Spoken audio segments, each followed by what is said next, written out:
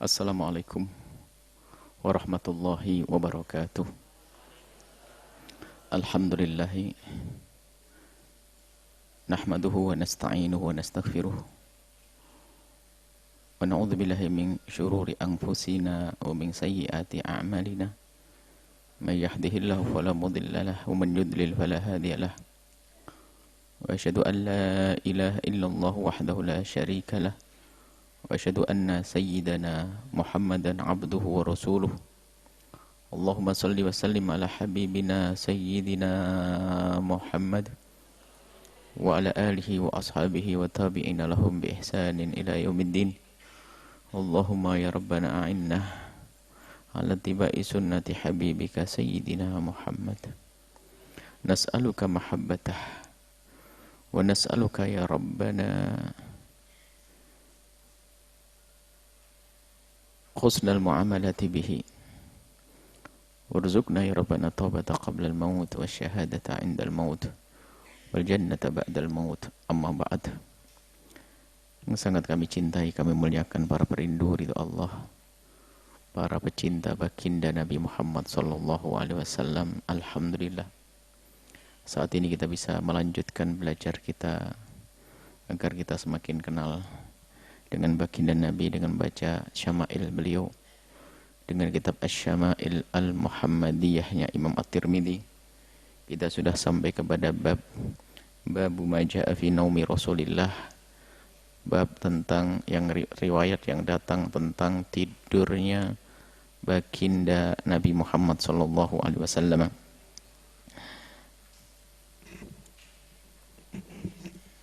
Tidur akhul maut, kayak mati orang tidur itu. Maka baginda Nabi mengajarkan kita agar tidur yang baik. Bagaimana sepanjang tidur kita ini bisa punya nilai ibadah kalau kita dibangunkan kembali oleh Allah. Kalau seandainya tidak kembali, bangun lagi, kita mati dalam keadaan baik karena tidurnya tidur yang baik.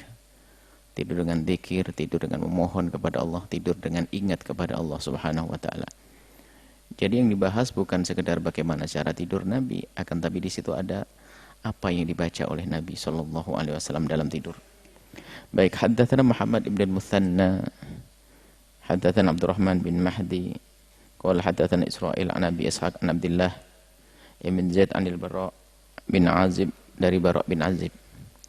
Anna Nabi, sesungguhnya baginda Nabi sallallahu alaihi wasallam, idza akhadha, jika beliau mengambil majja'ahu, tempat tidurnya, maksudnya jika hendak tidur, wada'a kaffahul yumna, beliau meletakkan telapak tangan kanannya tahta khaddihil aiman, di bawah pipi kanannya.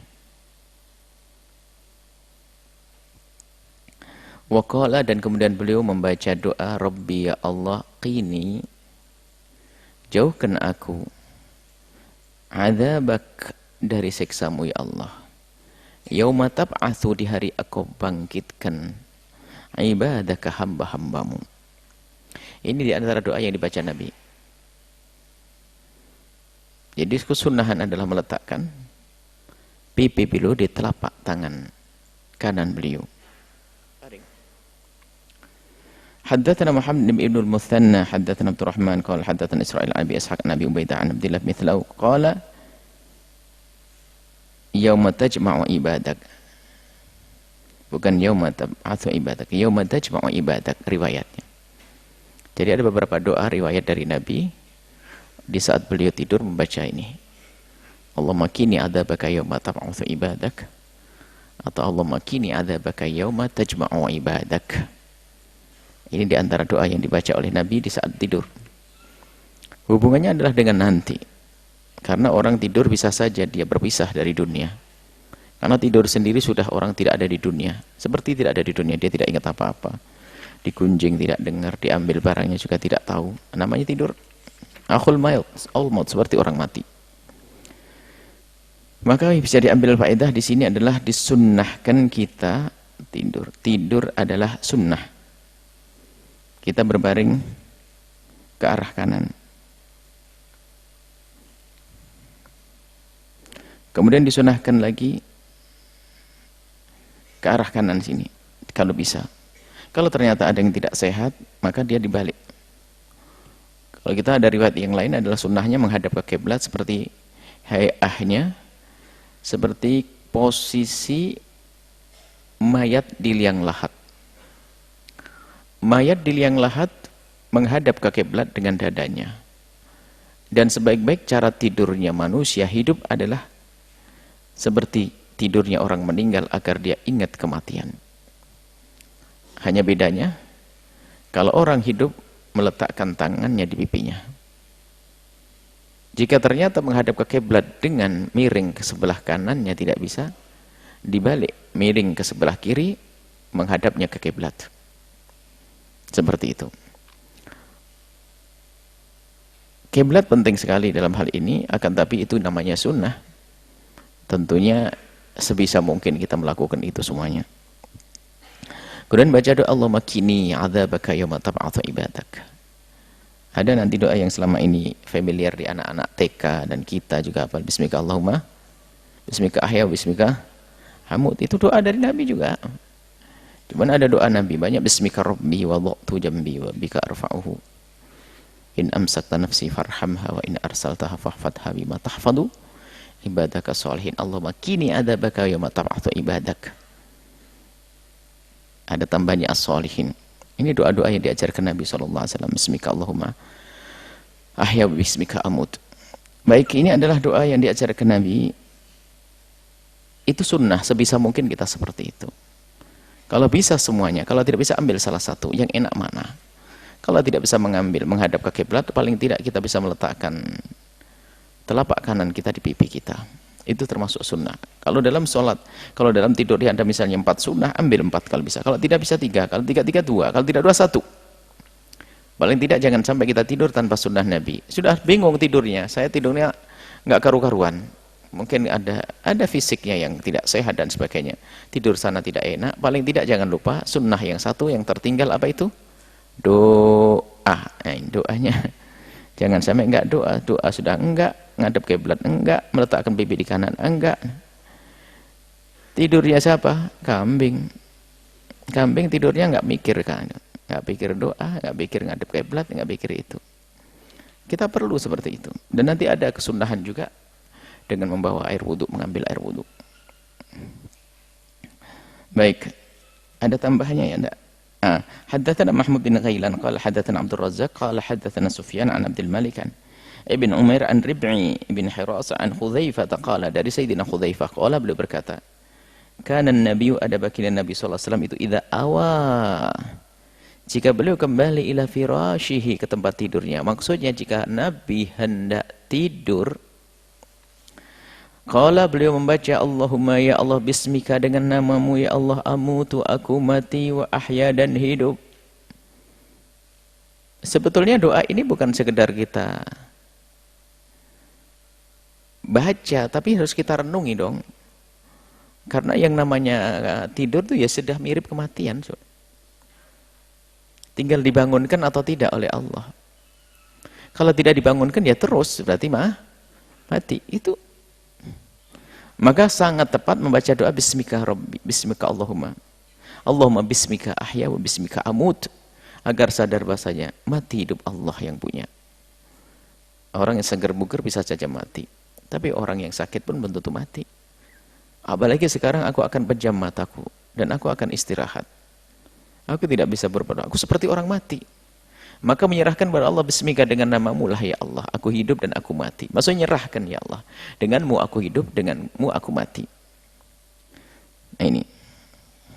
Wa idza staiqadha kalau terbangun dari tidur baginda Nabi itu qala membaca alhamdulillahi segala puji bagi Allah alladzi yang ahyana menghidupkan aku. Menghidupkan kami ba'dama amatana setelah mematikan. Jadi tidur kayak mati. Dibangunkan kembali oleh Allah alhamdulillah. Tapi kita harus sadar bahwasanya biarpun kita saat ini dibangkitkan kembali oleh Allah, dibangunkan kembali oleh Allah, nanti ada saat kita tidur tidak dibangunkan. Tidak tahu kapan itu waktunya. Wa ilaihin nusyur, sampai nanti kembali kepada Allah, dibangkitkan nanti di padang mahsyar. Nusyur di saat kita dikumpulkan bersama-sama di padang mahsyar. Bangkit. Jadi bangkit sementara, ada bangkit sesungguhnya nanti. Kita akan bangkit nanti tidur lagi, bangkit tidur lagi. Nanti ada di saat kita tertidur mati dibangkitkan, setelah itu nggak tidur lagi. Yang masuk neraka di neraka, naudzubillah, yang ahli surga di surga. Nggak ada kematian lagi. Baik.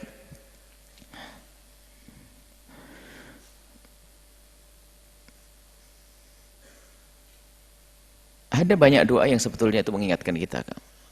Apa doa yang dalam sholat kita? Surah Iftitah kabirhum terkasih inna sholati wa nusuki wa mahyaya wa mamati lillahi rabbil alamin. Sebenarnya itu mengingatkan kita bahwasanya hidup itu harus selalu ingat kematian agar kita bisa menata perjalanan hidup kita agar sesuai dengan kematian yang kita rindukan seperti apa. Kalau merindukan kematian yang baik dan setelah kematian baik, maka dia sudah menata hidupnya di saat hidup. Menata di saat hidup dia, maka berbuat baik, menjaga tidak zalim kepada seseorang, ini adalah dalam rangka dia ingin memperbaiki kehidupannya setelah kematian. Inna sholati wa nusuki wa mahyaya wa mamati. Inna sholati itu kan sholat saja, bukan sholat saja ternyata dibahas. Inna sholati, sholat, wa nusuki, cara ibadahku semua. Wa mahyaya wa mamati, inna sunnah wa mahyaya wa mamati, hidupku matiku lillahi rabbil alamin, bagi milik Allah. Yang punya Allah. Nggak bisa kita mengatur. Nggak bisa kita menjamin bisa hidup sampai esok hari, nggak ada yang bisa di antara kita. Memohon kepada Allah, ya semoga Allah panjangkan umur kita, ya. Memohon panjang umur. Sepanjang-panjang umur yang kita minta, harus kita mengakhiri kehidupan ini. Karena memang asli, memang kita bukan untuk di sini. Ini sementara, seperti orang numpang lewat. Kehidupan kita yang sungguhnya adalah kehidupan nanti di akhirat. Baik. Hadis selanjutnya, hadatsana Qutaibah bin Sa'id qala hadatsana Mufaddal ibn Fudalah an Uqail urahu an Az-Zuhri an Urwata an Aisyah, dari Sayyidah Aisyah qala, beliau berkata dari Siti Aisyah, kana Rasulullah, ada baginda Nabi itu, idza awa, jika kembali ila firasyi, ke kasur beliau, maksudnya jika hendak tidur, jangan dianggap kasur beliau seperti kasurmu empuk itu, enggak. Nabi di saat tertidur, terbangun, Nabi tidur tidak pakai baju kadang. Sehingga di saat terbangun itu, tubuh beliau yang bersih begitu. Kemudian tidur di atas pelepah kurma. Waktu terbangun tuh, dibangun tuh berjalan, berdiri, terlihat bekas daripada pelepah kurma. Gambar pelepah kurma. Di badan mulia baginda Nabi SAW. Begitulah alas Nabi. Nabi tidurnya, firas itu adalah sesuatu yang jadikan alas, tidak harus pakai kasur empuk. Jangan kau bayangkan seperti dirimu hari ini. Kulla lailatin, setiap malam, jama'a kaffaihi, beliau mengumpulkan dua telapak tangannya, dibeginikan. Fa nafatha, kemudian meniupkan bihima, wa qara'a, kemudian membaca Qul huwallahu ahad, bismillah, sampai Qul a'udzu falaq, Qul a'udzu birabbin nas. Kemudian setelah itu beliau mengusapkan di wajah beliau. Di wajah beliau diusapkan bihima, dengan kedua telapak tangannya, masa bihima, mengusapkan di seluruh badannya, min mastata'a, yang ia mampu, menjasati, ya saya. Jadi usap seluruh badannya sebias yang ia mampu. Ini sunnah baginda Nabi. Maka amalkan kalau mau tidur. Kemudian keutamaan membaca Falaq bin Nas dan yang lainnya ini, kalau orang mukmin yang yakin betul Nabi ya Nabi Muhammad, sudah nggak perlu lagi takut yang namanya serangan sihir dan sebagainya. Makanya kalau ada seorang mukmin takut dengan sihir, sihir ada dan memang ada orang kuat di dalam ilmu sihirnya, tapi nggak bisa mengalahkan Al-Quran. Maka membaca ini penting sekali agar terhindar dari hal-hal semacam itu. Qul huwallahu ahad, Qul a'udzu birabbil falaq, dan Qul a'udzu binnas. Dan Nabi pun pernah membaca itu untuk Sayyidina Hasan dan Husain. Jadi untuk anak-anak kecil kita perlu kita bacakan ini. Maka biasakan, amalkan setelah ini. Jangan tidur kita sekali sudah membaca Qul a'udzu birabbil falaq, Qul a'udzu binnas, Qul huwallahu, Qul a'udzu falaq, Qul a'udzu binnas. Untuk ditambah dari dengan ayat kursi. Ayat kursi. Setelah itu kita usapkan di wajah dan badan kita semampunya. Hanya perbedaan para ulama adalah meniupnya di tangan sebelum membaca atau setelah membaca. Ibnu Hajar berkata bahwasanya meniup di tangannya adalah setelah membaca. Tapi zahirnya hadis adalah meniup dulu di tangan baru membaca. Meniup dulu di tangan sebelum membaca. Termasuk Imam Baijuri sendiri mengambil meniup dulu. Jadi dipertemukan tangan begini itu. Kemudian baca Bismillahirrahmanirrahim qul huwallahu ahad sampai selesai. Qul a'udzu birabbil falaq, kemudian qul a'udzu birabbin nas. Setelah itu apa diusapkan?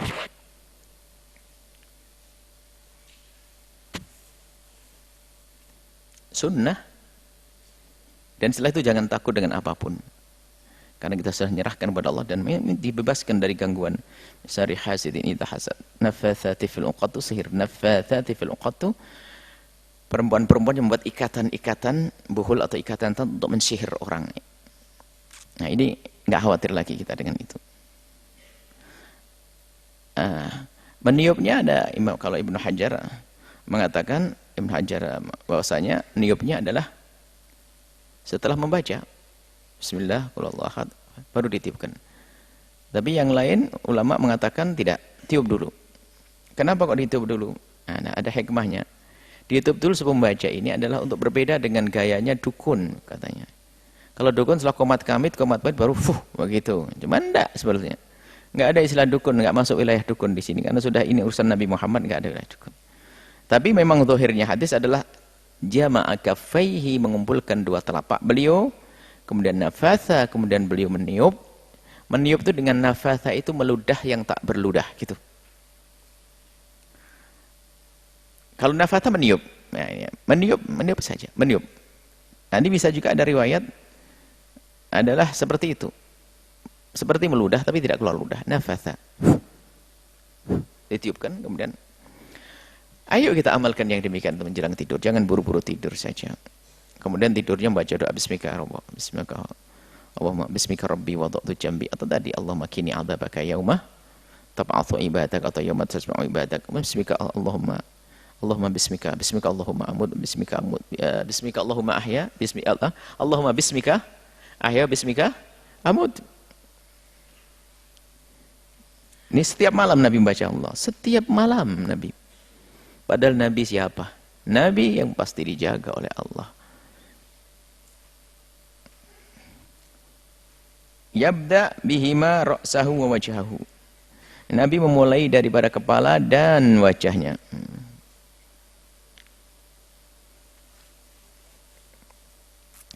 Ma'akbala min jasadi, dari badan depan beliau. Akbala yang di depan, min jasadi dari jasad mulia beliau.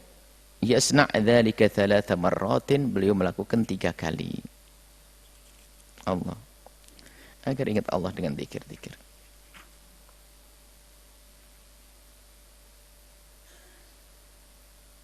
Haddatsana Muhammad bin Bashar, haddatsana Abdurrahman bin Mahdi, qad haddatsana Sufyan an Salamata Ibn Kuhail an Quraib bin Abbas anna Rasulullah sallallahu alaihi wasallam, ada baginda Nabi itu nama tertidur hatta nafakha. Nafakha itu jangan dinisbatkan kepada Nabi ngedengkur yang suaranya keras banget begitu. Ada orang ngedengkurnya kan satu kampung. Bahkan tanda kalau sudah dia tidur akan keluar suara. Tapi Nabi tidak. Ini tidur yang pulas tidur yang. Dan tanda ada tidur, ada irama tidur. Jadi ada suara tidur. Nafas orang tidur. Dan Nabi di saat tertidur ada suatu ketika ditemukan ada terdengar nafas tidur beliau. Tentunya bukan menyeramkan, dari Nabi semuanya indah. Dan bukan aib orang keluar suara seperti itu. Karena menunjukkan bahasanya dia pulas dan enak tidur. Ngasih tanda kepada yang lainnya kalau dia lagi tidur. Itu nafas kalau keluar suara dari baginda Nabi. Wakana, dan ada Nabi itu kalau tertidur ada keluar suara khas tidur beliau. Suara yang keluar saat tidur. Itu nafakha. Hanya antara orang dengan orang berbeda tentang volumenya. Ada yang volumenya ngegas begitu, ada yang tenang-tenang. Itu ada, dan bukan aib. Memang orang tidur. Sama seperti orang bersin dan sebagainya, ada orang. Fa'atahu Bilalun, kemudian datanglah Sayyidina Bilal bin Rabah. Fa'adzanahu, memberitahu kepada baginda Nabi bisolati, solat. Faqama, kemudian Nabi berdiri, wa salat walam yatawadda, dan Nabi tidak mandi. Ini jadikan hujjah ulama bahwasanya tidur tidak akan membatalkan wudu, hanya nanti ditambah dalam mazhab Syafi'i itu adalah kalau dia dalam keadaan menempatkan posisi tempat duduk, tidak membatalkan wudu. Dan itu diambil dari riwayat lain. Riwayat lain yang banyak riwayat diantaranya adalah sahabat Nabi waktu menanti Nabi itu. Waktu menanti Nabi itu, Nabi datangnya sholat isya itu agak malam. Jadi sahabat Nabi yang menanti baginda Nabi itu sampai pada tertidur. Dan tertidur mereka dalam keadaan duduk, bahkan tidur beneran sampai ngedengkur juga. Sampai ada di antara mereka terlihat bahwasanya dagunya itu hampir menyentuh lututnya. Baik. Kalau dagu nyentuh lutut itu tidurnya miring atau duduk? Duduk. Kalau miring kan membentang. Jadi duduk. Jadi gini. Nah, akhirnya itu dipahami, oh berarti tidur duduk. Setelah Nabi datang mereka langsung bangun sholat. Dan Nabi tidak menyuruh berwudu. Sehingga dibedakan para ulama bahwasanya antara tidur yang berbaring dengan tidur yang duduk beda. Nah, kemudian ada riwayat lain dari Nabi bahwasanya al-ainu wika'u syahi, bahwasanya yang namanya mata itu mengikat, mohon maaf, lubang belakang. Kalau orang masih terbuka matanya, dia bisa mengatur kapan harus buang angin dan kapan tidak dan bagaimana. Tapi kalau sudah mata tertidur, hati-hati. Makanya kalau kamu tidur harus tahu posisi tidurmu di mana. Jangan-jangan posisi tidurmu ada di tempat yang bakal keluar angin. Itu bahaya sekali. Jadi ada karena orang tidur nggak bisa menahan, nggak bisa ngerti, nggak bisa sadar. Tapi kalau sudah dalam posisi duduk, subhanallah, kalau kita amati dan cermati bagaimana para ulama kok membedakan antara tidur duduk dengan tidur baring, disambungkan dengan hadis Nabi al-ainu wika'u syahi, bahwasanya mata itu pengikat lubang belakang ini, kalau sudah mata melek insya Allah aman. Tapi kalau tidur bisa kebuka. Nah, tapi kenapa kalau tidur duduk? Nah, ya, kalau tidur duduk ternyata beda memang. Kalau orang lagi tidur duduk begini nggak mudah angin itu keluar. Kalau ada memaksakan angin keluar dalam keadaan posisi duduk, itu yang kaget adalah tetangganya. Kan begitu? Akan bersuara. Subhanallah. Jadi ulama kalau kita cermati, mereka bukan sekedar mengambil istimbat dari begini, ada. Jadi memang kalau sudah begini aman. Biarpun tidurnya nyandar. Bahkan ulama mengatakan, bahkan tidurnya nyandar, bahkan seandainya sandarannya dicabut bakal runtuh, bakal jatuh, tetap saja nggak batal. Pokoknya posisinya menempatkan tempat duduk. Dan ini juga bahwasanya ini adalah bisa, kan dia Nabi kan tidur, tapi kan tidak ada keterangan bahasa Nabi tidur duduk atau tidur baring. Nabi tidur, dan tidurnya adalah masjid atau pakaian di mana. Nabi tidurnya ini tidak dijelaskan kalau tidurnya adalah baring. Yang jelas Nabi tidur dan keluar suara. Kemudian setelah itu dibangunkan Sayyidina Bilal, diajak untuk sholat dan sholat langsung. Kemudian dan juga ada, kalau untuk baginda Nabi memang nggak ada urusan batal tidak batal, itu hanya untuk berlaku pada umat. Sementara Nabi sendiri kan pernah berkata kepada Sayyidah Aisyah tentang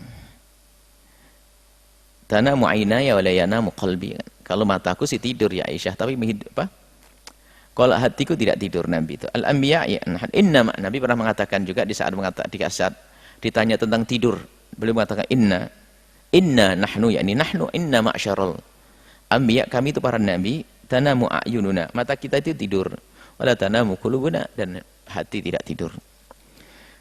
Baik, haddatsana Ishaq ibn al-Mansur, haddatsana Affan, qala haddatsana Hammad bin Salamah an Thabit an Anas bin Malik, dari Sayyidina Anas bin Malik,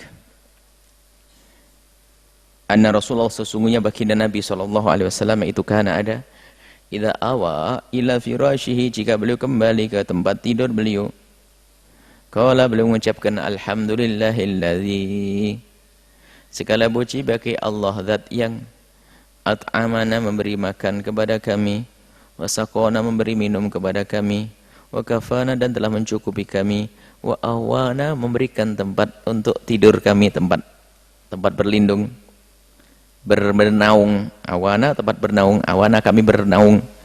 Fakam, dan alangkah banyaknya mimman orang la kafiyah, tidak ada yang mencukupi, ada orang enggak ada yang ngasih nafkah sini, lahu baginya, wala mu'wiyah, tidak ada yang memberikan tempat naungan. Maksudnya banyak orang yang telantar. Maksudnya suruh mikir sambil kita tidur itu ingat ada orang yang hari ini enggak mendapatkan selimut dan kedinginan. Ada orang Masya Allah, kita sudah tidur enak, harus bersyukur. Alhamdulillahilladzi at'amana wa saqana wa kafana wa awana. Nah, itu perlu menyadari. Jadi doa itu ternyata bukan sekedar kita membaca, tapi menyadari khusyuknya doa, meresapi, menghayati doa itu. Bunyi apa sih?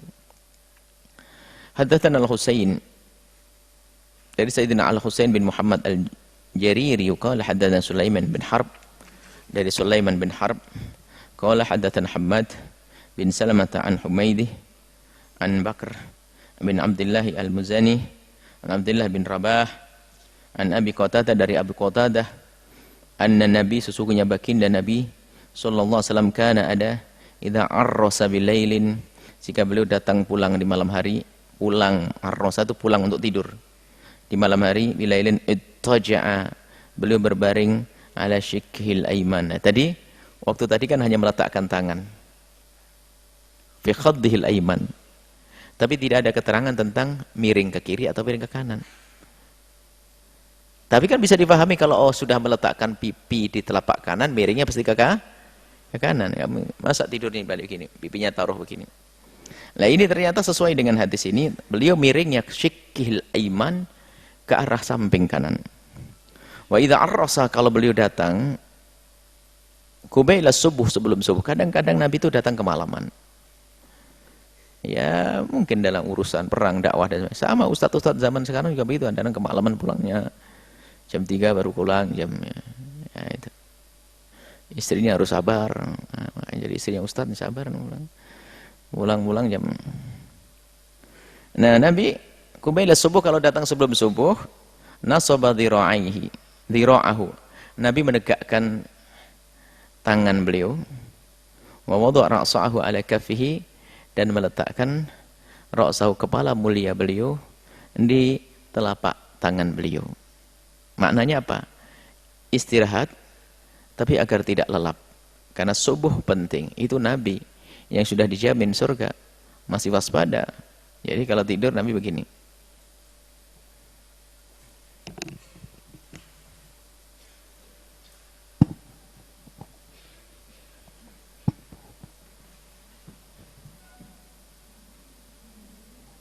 Nah, jadi ini tidurnya nggak tidur beneran nanti. Subuh kedengaran, tapi kalau sudah pakai bantal, pakai guling, abablas nanti.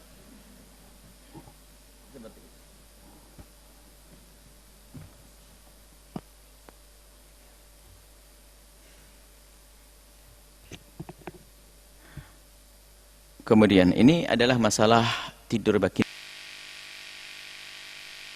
Majaa fi ibadatihi, fi ibadati Rasulillah, ini tentang ibadahnya baginda Nabi sallallahu alaihi wasallam. Mungkin kita baca satu hadis lagi. Haddatsana ibadah Nabi. Lengkap ini. Cara tidurnya pun Masya Allah. Perlu kita niru dan diamalkan, bukan sekedar kita baca. Ada faedah-faedah yang besar. Haddatsana Qutaibah bin Sa'id, dari Qutaibah bin Sa'id Bishr bin Mu'ad qala haddatsana Abu Awanah an Ziyad bin Ilaqah anil Mughirah ibn Syu'bah qala salat Rasulullah sallallahu alaihi wasallam hatta intafakhat sampai membengkak qadamahu, kedua kakinya. Wakilalahu, kemudian ada yang bertanya. Dalam riwayat lain Siti Aisyah langsung, Atatakallafu hadza, kau maksain seperti ini? Kau maksain sholat sampai seperti ini ya Rasulullah? Wa qad ghafarallahu laka ma taqaddama min dzambika wa ma ta'akhkhar. Allah telah mengampuni dosamu yang dulu dan akan datang. Bukan berarti Nabi punya dosa. Maksudnya apa? Kau ini bebas dari dosa ya Rasulullah. Kenapa ibadahmu sampai begitu? Katakan afala akunu 'abdan syakur, apakah aku tidak boleh menjadi hamba yang mensyukuri nikmat Nabi dalam beribadah sampai tawarramat qadamah? Apakah berlaku bagi umat kita pengen sholat sampai bengkak kaki? Seperti apa sholat? Bahkan disebutkan dalam riwayat lain, kalau memang sholat kita dalam keadaan capek, ngantuk, dianjurkan untuk tidur, supaya kita tidak mengutuk diri kita dalam doa yang salah dibarengi dengan ngantuk. Mestinya doa baik, doa jelek. Ya Allah jauhkan dari neraka ngantuk, ya Allah masukkan ke, kan kacau nanti. Maka kata Nabi, kalau kita ngantuk, hendaknya istirahat. Ini spesial baginda Nabi. Ini untuk contoh. Kemudian Kalau sholat kita dengan cara capek-capek, Nabi melarang. Ada istri-istri baginda Nabi itu, di tiang-tiang masjid itu ada pengikat-pengikatnya itu. Pernah kita di Riyadhus Shalihin, ada pengikat kain-kain begitu, ditanya ini apa ini? Ini ada salah satu daripada istrimu ya Rasulullah, dari Ummahatul Mukminin, membuat ini, jadi kalau sholat, kalau ngantuk diikat, biar nggak tidur. Jadi Nabi marah, nggak seperti itu. Kalau ngantuk istirahat. Beribadahlah dalam keadaan nasyid, beribadahlah dalam keadaan kau sehat. Kalau ngantuk ya, bukan kalau kamu ngantukan, enggak. Kalau kamu ngantuk, istirahat. Kalau ngantukan ya enggak, kacau nih setiap saat ngantuk. Beda, ngantuk, bukan ngantukan. Kalau ngantuk tidur dulu. Kalau ngantukan paksa bangun. Baik. Kalau orang biasa, nah kalau Nabi bagaimana? Kok bisa sampai seperti itu? Sebenarnya nggak beda ya dengan kita. Kalau anak kecil kalau lagi main senang itu lupa dia. Kalau kita lagi konsen dengan apa saja, mungkin ada seorang senang dengan sebuah tontonan, dia itu duduk berjam-jam, berdiri bermenit-menit, bahkan berjam-jam juga biasa. Sampai baru sadar, sampai di rumah kakinya kram semuanya. Kenapa? Tadi nggak tempat duduk. Oh bisa? Iya, nonton. Senang dia nonton apa kayak konser atau apa. Ini kan ahlinya begitu misalnya. Sampai dia, sampai di rumah sakit, tukang pijat segala macam. Tapi dia waktu berdiri tidak terasa karena menikmati. Ini hanya sekedar membuat contoh saja. Sama di saat kita lagi semangat bekerja untuk mencari rezeki, tujuannya untuk anaknya. Wah, dia nggak kenal capek. Anak kecil lagi main dan seterusnya. Bahkan kalaupun terluka kakinya itu nggak kerasa. Baru nanti dimandikan oleh ibunya kerasa, baru nangis dia. Kenapa itu semua terjadi? Karena ada rasa senang itu menjadikan semuanya itu hilang. Nah, adapun baginda Nabi, bagaimana dengan sholat baginda Nabi? Hiburan baginda Nabi adalah sholat. Kalau baginda Nabi itu sering berkata, ya Bilal arihna bis sholati. Wahai Bilal, Anda hibur aku dengan sholat. Kapan sholat tiba? Dalam riwayat, waju'ilat, Nabi menyebut, waju'ilat qurratu aini bis sholati. Aku Allah telah menjadikan hiburanku dalam sholat. Lah karena sholat jadi hiburan bagi Nabi ya, pantas. Sampai seperti itu. Tawarramat qadamah.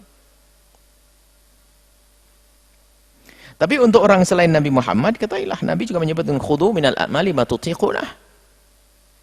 Kalau ingin khudu minal a'mali ma tutiqunah, kalau ingin berbuat baik, awas hati-hati ya, jangan sampai masuk wilayah putus asa, nggak mampu kemudian jadi kapok. Jadi ada aturannya, semampu dulu. Tenagamu diukur, kekuatanmu, ngantukmu. Nggak diajarkan kalau kita semalam suntuk beribadah, kemudian besoknya kerjanya nggak karu-karuan, besoknya nggak bangun malam. Oh enggak, istiqomah. Ini hanya kisah bagaimana baginda Nabi. Kemudian jawabannya Nabi yang lain adalah, afalakunu abdan syakura, ingin menjadi hamba yang bersyukur kepada Allah. Contoh bagi kita bahwasanya kalau Allah memberikan kepada kita apapun, hendaknya kita syukuri, dan cara mensyukuri adalah menggunakan itu untuk yang Allah ridhai. Nabi ngerasa dia beliau sehat kok. Di saat beliau Nabi sakit tidak melakukan seperti ini. Nabi sadar kalau beliau lagi sehat, maka melakukan ibadah seperti itu. Maka yang diberi oleh Allah harta melimpah. Gunakan harta untuk Allah, afala akunu abdan syakura. Mungkin ada orang yang berderma banyak-banyak. Orang pelit itu bingung. Kamu itu bagaimana? Kerja capek-capek dapat duit kau bagi-bagi, kau berikan ke pondok. Hah? Ini orang pelit ngelihatnya sama orang jarang ibadah, ngelihat orang beribadah, kok bisa ya orang bangun malam? Ngapain jam 3 bangun? Lagi anak-anak tidur kok jam 3 bangun. Ini memang ada suatu ketika ada satu orang itu tidak ngobrol enggak sengaja. Kamu bangun jam berapa? Jam 3. Jam 3 ngapain? Karena tidak pernah kenal tahajud. Ada orang bangun jam 3 bingung. Tapi kalau anak santri bangun jam 3 mah biasa, nggak ada. Tapi orang di luar betul-betul bingung. Jam 3 kita ngapain bangun jam 3? Ngapain? Kalau ada kerinduan kepada Allah ya semangat seperti itu. Tetangganya mau jualan sayur bangun jam 2. Kuat bangun juga. Yang mau jualan soto pagi hari siap mulai dari malam sudah ngangetin segala macam loh. Kenapa? Bagaimana dengan Allah kita tidak? Dan Nabi senang dengan ibadah. Afalakuna abdan. Syukuri kesehatanmu untuk beribadah. Syukuri rizkimu dengan berinfak. Syukuri matamu untuk baca Al-Quran. Syukuri apa yang Allah berikan kepadamu untuk Allah. Itulah makna daripada hadis ini adalah mensyukuri Nabi Muhammad. Bukan sekedar menjalankan sebuah tugas atau kewajiban atau sunnah. Akan tapi rasa syukur yang ditampakkan oleh Nabi karena Allah berikan kesehatan sehingga bisa melakukan bangun malam, bisa melakukan ibadah dan yang lainnya. Wallahu a'lam bishawab.